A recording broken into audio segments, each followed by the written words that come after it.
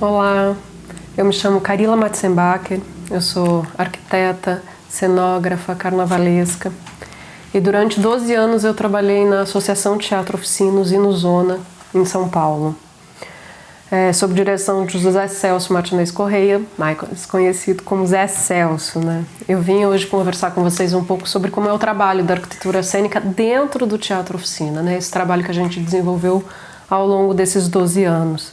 E para a gente começar a conversar, a gente tem que levar duas coisas em consideração. Uma é que a Oficina é uma companhia de teatro, é um grupo que desenvolve um trabalho sólido, continuado, desde 1958, e que tem a mesma direção, então tem uma linha de trabalho.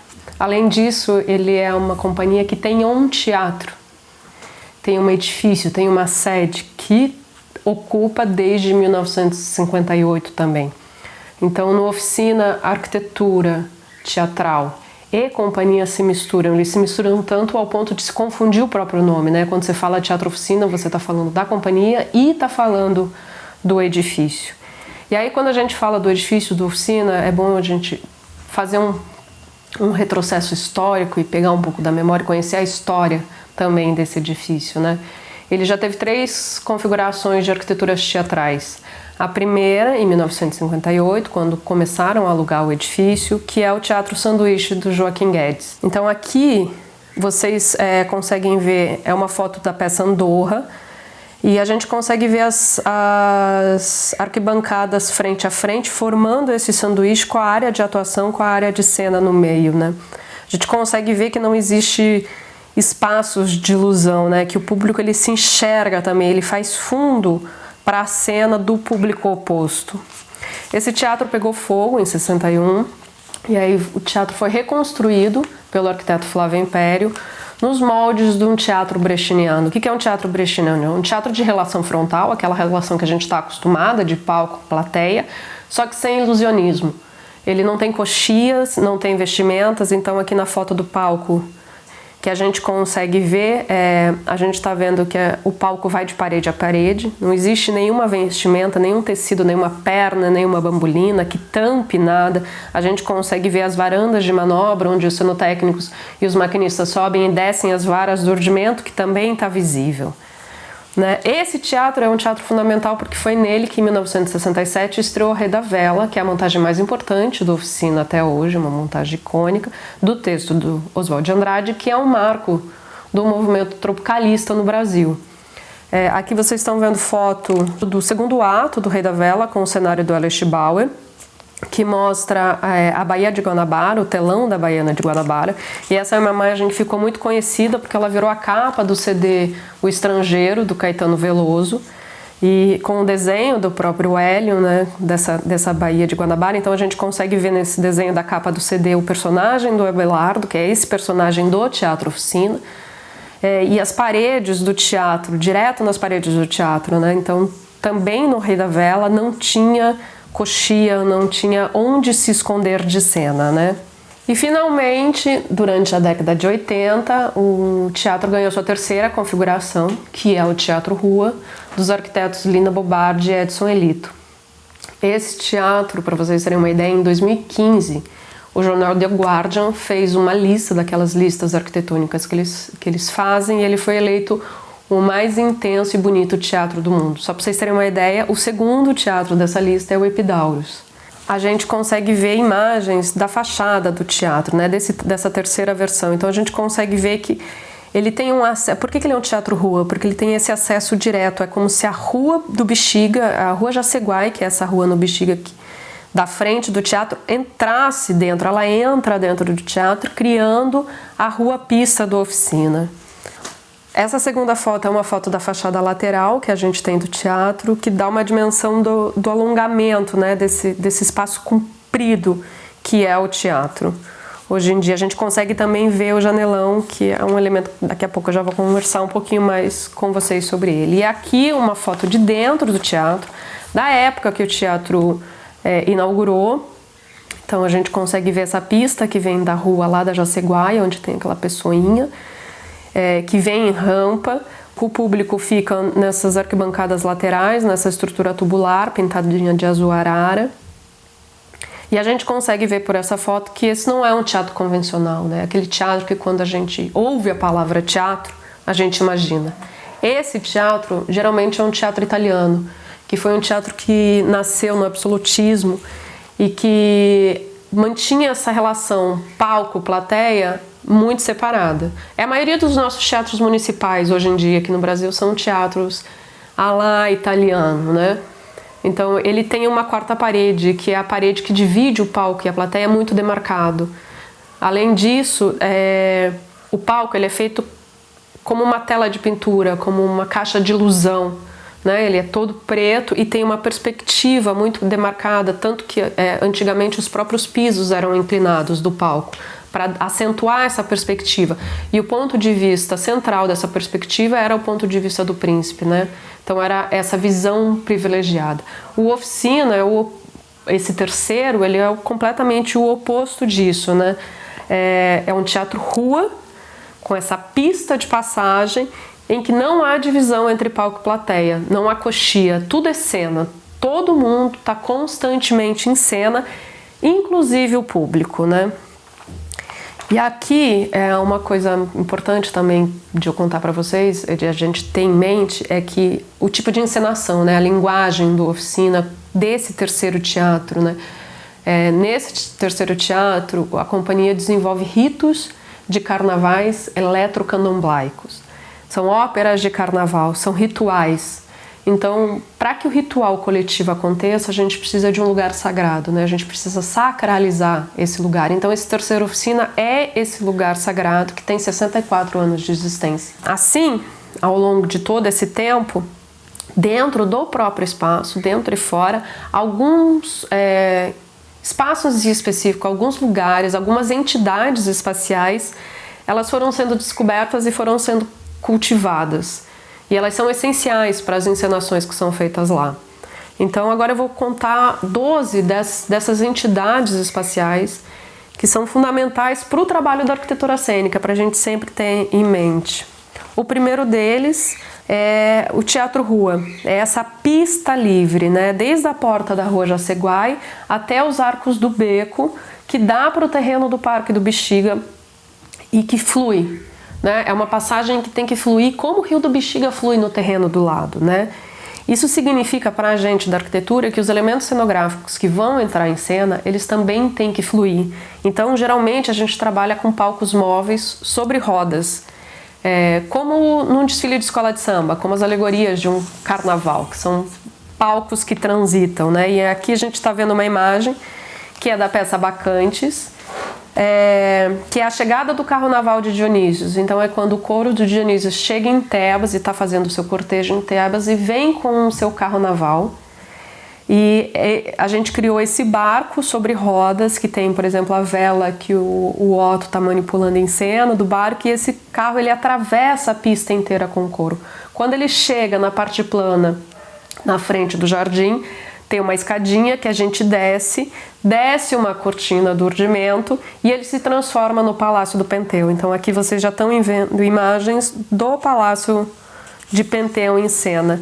Quando a peça está acabando, num determinado momento, esse elemento cenográfico sai de cena e a pista fica livre de novo. Aqui a gente está vendo as portas do beco, dos arcos do beco, dando para o Parque do Bexiga, que são uma conquista fundamental no teatro, porque até 2010 esse beco era fechado. Em 2010 a gente conseguiu abrir, a gente conseguiu atravessar essa parede. E aqui é uma imagem da escada que une o teatro ao terreno do Parque do Bexiga, né? Então é essa pista fluida de cabo a rabo, de cabeça a cu, de Rua Jaceguai a Parque do Bexiga. A segunda entidade espacial importante para a gente levar em conta na oficina é o contato direto com o público atuador. Então aqui a gente está vendo uma imagem que é da peça Roda Viva, são as galerias ocupadas pelo público e a gente consegue perceber essa ligação. Então, tanto dos atores para o público, quanto do público para os atores. Então, geralmente o público que é um personagem no teatro, ele é convidado a atuar. E aqui é uma foto de Cacilda 3, de 2013, em que o público está na pista. Significa que esse acesso ele não pode ser bloqueado, né? ele é um convite, é um espaço convite. A terceira entidade é o janelão. É uma janela que a Lina e o Edson Elito construíram com 100 metros quadrados, que é uma janela que se comunica com a cidade. Então o público, quando está sentado na galeria de frente para o janelão, ele consegue ver o terreno do Parque do Bexiga, ele consegue ver o Minhocão com o seu mar de carro, ele consegue ver a Paulista com as suas antenas, né? É um teatro que se comunica com a cidade, através da transparência desse janelão, né? Que deixa o ar entrar. E além do ar, deixa a luz do sol entrar. Então aqui na nossa imagem a gente consegue ver todos os raios de sol e toda a luminosidade que esse janelão traz, né? Que é o oposto de uma caixa preta, de uma caixa fechada. Então é um teatro onde não se esconde, é um teatro onde tudo se mostra, né? Não é um teatro da ilusão. Ele é um teatro aberto para a cidade em comunicação. A quarta entidade é o jardim e a árvore sagrada, a nossa Cisalpina, então é o elemento terra, né? Tem um jardim que é um jardim original do edifício que a Lina conservou, de terra mesmo, e desse jardim ela plantou uma Cisalpina que nasceu de dentro do teatro e atravessou o muro do janelão e foi para o terreno do Silvio Santos, então ela é a nossa ponta de lança, né? E pra gente também, assim como no teatro no fundo do palco do Teatro Nu tem o Pinheiro, que é onde baixam as entidades, pra gente a Cisalpina é esse lugar onde baixam as entidades desses personagens que vão estar em cena, né? Esse lugar de conexão também.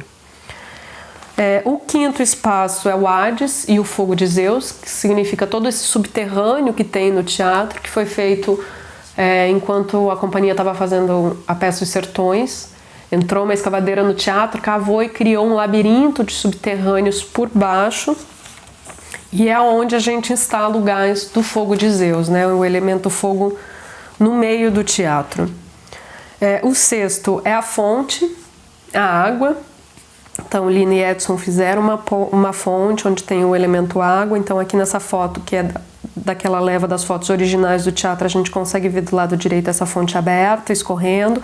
Consegue ver no meio da pista o acesso ao Hades, a esse fosso.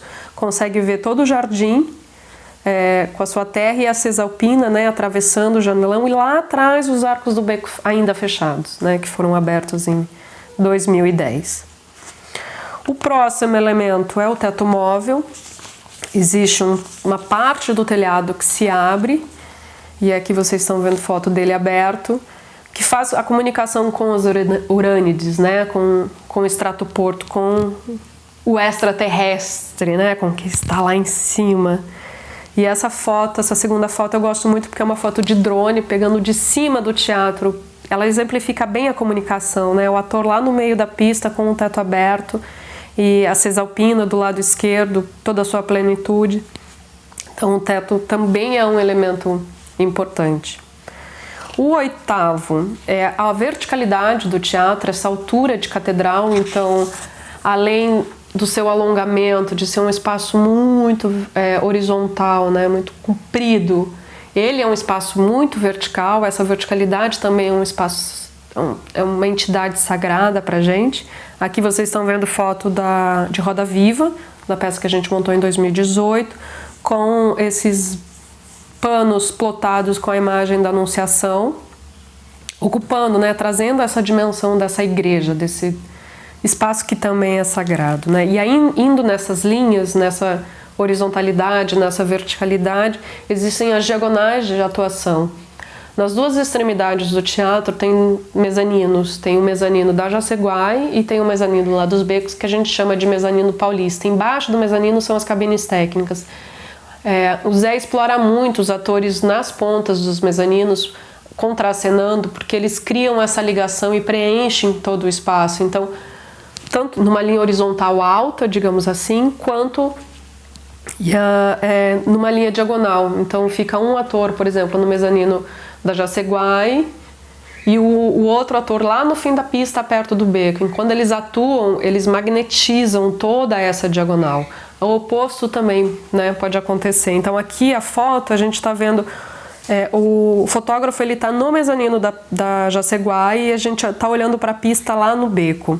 Então a gente consegue ver a dimensão que esse foco, né, toma no espaço. E aqui é uma imagem do ponto de vista contrário. A gente está no mezanino da Paulista, no Arco dos Becos, o fotógrafo fazendo foto para a pista no sentido da porta de entrada do Jaceguai. O Zé explora muito essas diagonais, muito.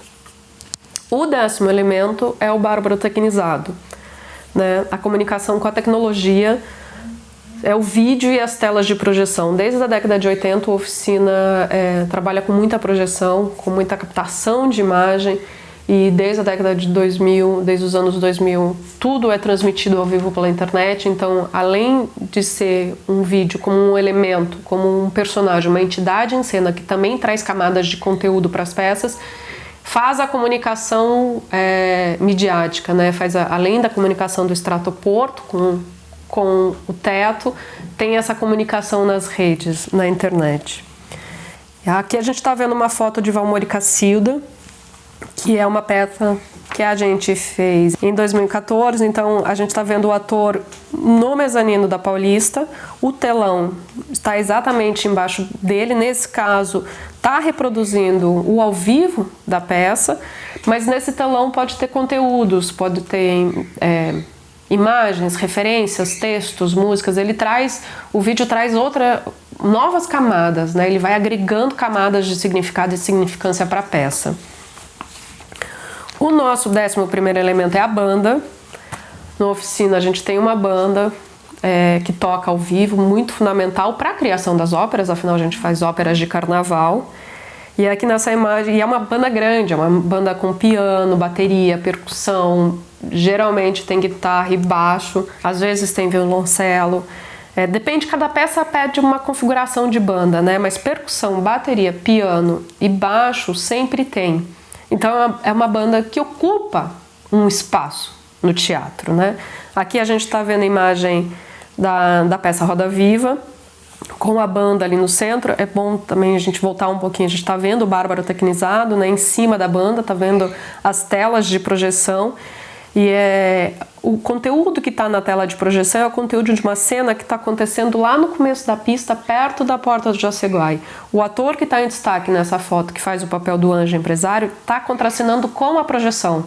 Se ele virasse para o lado esquerdo, ele contracenaria com os atores ao vivo no lugar. Mas nesse caso, nesse momento, ele está contracenando com a projeção. E por fim, o último lugar sagrado da oficina é o umbigo do mundo. É o centro desse espaço, que não é um centro fixo. A oficina não tem um centro fixo, aqui é o centro. É um centro que se estabelece em cada peça.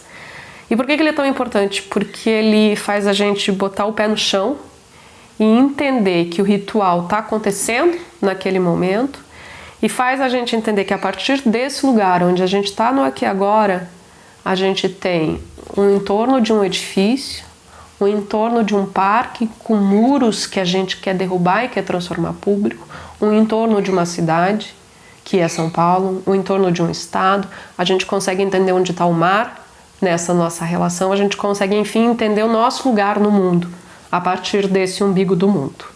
Aqui é uma imagem do Zé, fazendo exatamente isso na peça Roda Viva. A gente trouxe esse elemento do umbigo pro cenário da peça, então criou essa espiral que marca o centro desse umbigo do mundo, e é o Zé fazendo o rito de ativação desse umbigo do mundo na peça.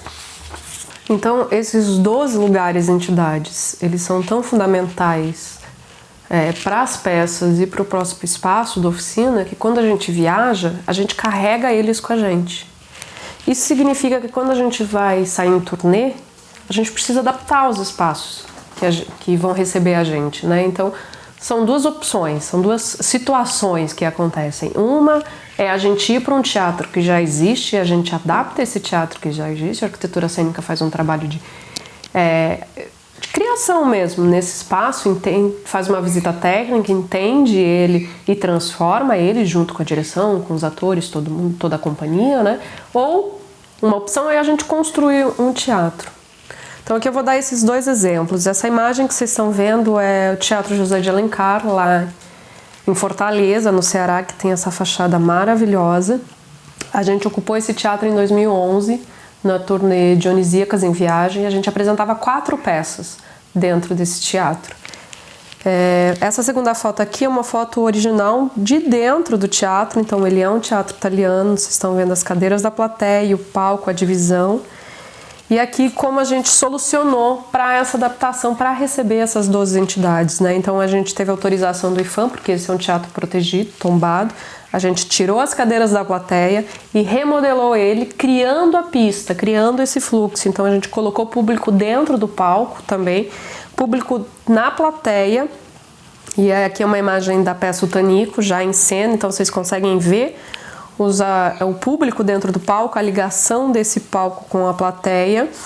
E aqui é uma imagem já do camarote, que eu acho que é uma imagem melhor para a gente ter essa imagem dessa relação da pista. A gente criou uma escada de acesso fácil, né? Então a escadaria virou o centro, quase o umbigo do mundo nesse caso, de conexão do palco italiano com o chão da plateia, quebrando completamente a quarta parede, né? E aqui uma vista da pista. Então, a gente continua com as diagonais de atuação, né? Os atores longe, um ator dentro do palco, um ator na plateia, né? Fazendo com que o espaço se preencha.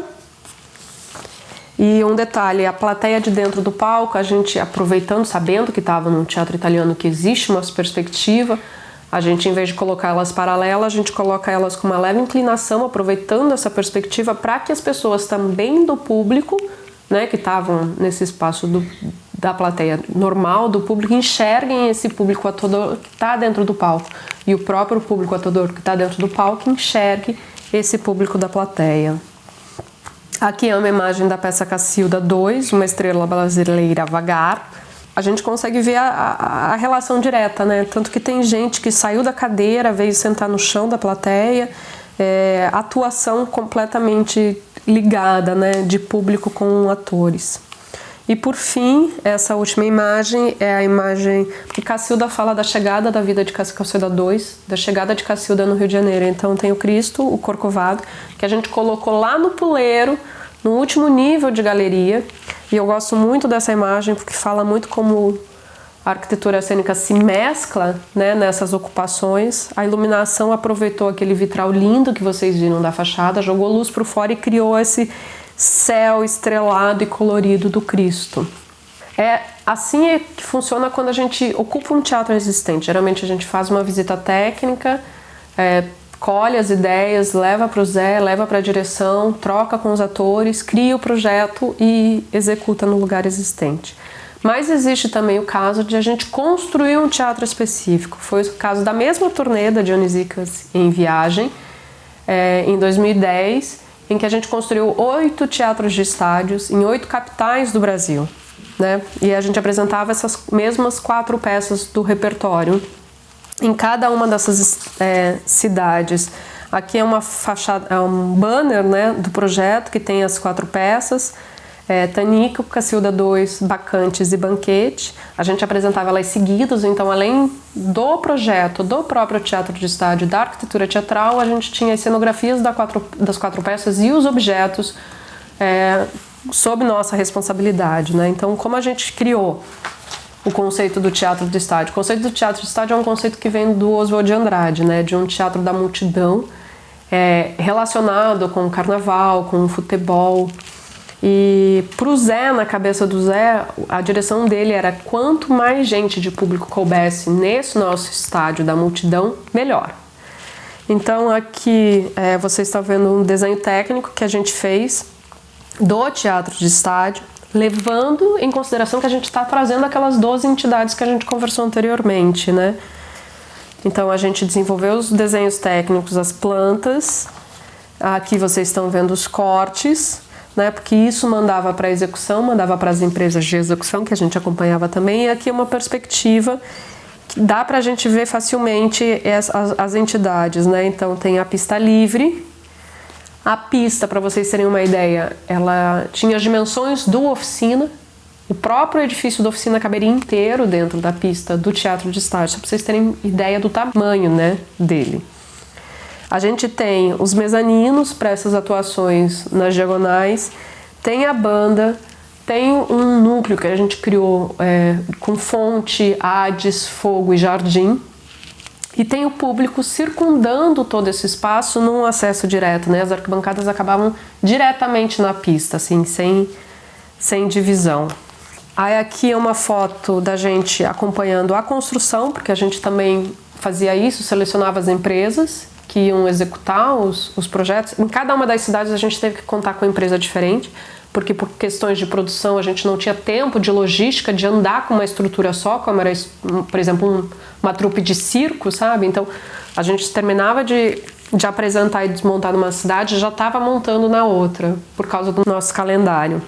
Então aqui são as equipes das estruturas de andaime montando o estádio lá em Belém do Pará.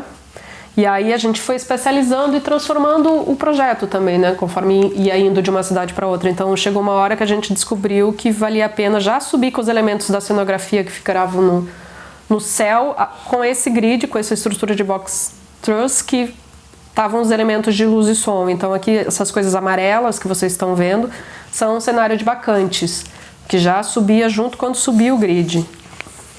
E aqui é uma imagem do estádio montado com as peças bacantes em Brasília, então a gente consegue ver essa relação direta com o público. O público sempre vinha para sentar na pista, né? Sempre esse acesso liberado, não tem uma demarcação. A gente consegue ver ali em destaque no centro da imagem um módulo de fonte, de jardim e de Hades, do fogo, né? Do lado oposto é onde está a banda, é um módulo da banda, os dois mezaninos e esse acesso livre por baixo da pista. Essa próxima foto também é bacante, só que aqui já é São Paulo. Eu gosto dessa foto porque mostra as telas de projeção, né? A Bárbara tecnizada. Então a gente tem 2 câmeras na pista e atrás mostrando o destaque do que está acontecendo em cena, né? E por fim, uma foto que eu acho belíssima, que é também em São Paulo, que dá a dimensão da multidão, né? Em São Paulo a gente conseguiu colocar quase 3.000 pessoas de público, então foi um estádio muito pleno, muito movimentado, né?